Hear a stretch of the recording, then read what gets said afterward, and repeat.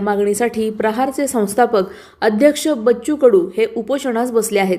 त्या आंदोलनास पाठिंबा म्हणून शेवगाव तालुक्यातील प्रहार संघटनेचे अध्यक्ष रामभाऊ शिदोरे यांच्या मार्गदर्शनाखाली आज शुक्रवार दिनांक 13 रोजी शेवगाव तहसील कार्यालयावर गेली 5 दिवसापासून या महाराष्ट्रातला अंध अपंग दिव्यांगाचा आणि शेतकऱ्याचा कैवारी मसीहा बच्चूभाऊ अन्नत्याग आंदोलनाला बसलेले आहे। आणि बच्चूभाऊंच्या प्रमुख मागण्या आहे, शेतकऱ्याची संपूर्ण सरसकट कर्जमाफी झाली पाहिजे आणि दिव्यांगांना 6,000 रुपये मानधन मिळालं पाहिजे। शेतीचे काम MBJRGS मधून झाले पाहिजे।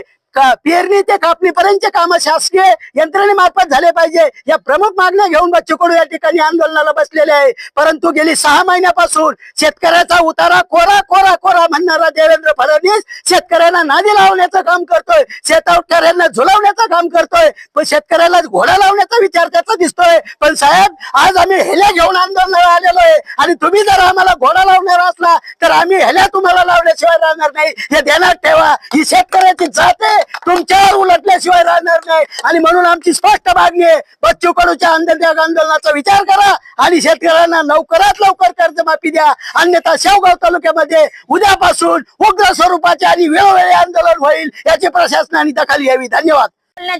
अगोदर मी 2 घोषणा देणार आहे।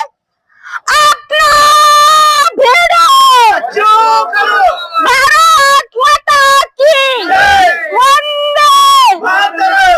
आज आपण शेवगाव तहसील कार्यालयासमोर आमचे प्रादेशिक शक्ती पक्षाचे तालुका अध्यक्ष आदरणीय रामजी शिदोरे साहेब आणि आज शेवगाव तालुक्यातील तळागाळातून आलेले माझे शेतकरी बंधू, दिव्यांग बंधू, विधवा महिला आणि आमचे प्रहारचे सगळेच लढवय्ये कार्यकर्ते आज इथं उपस्थित एक रेडा घेऊन आलेलो आहे। आम्ही रेड्याचं कातड हे शेतकऱ्याचं प्रतीक म्हणून रेडा आज तहसील कार्यालयामध्ये घेऊन आम्ही इथं आलेलो आहे। आज 6वा दिवस आहे।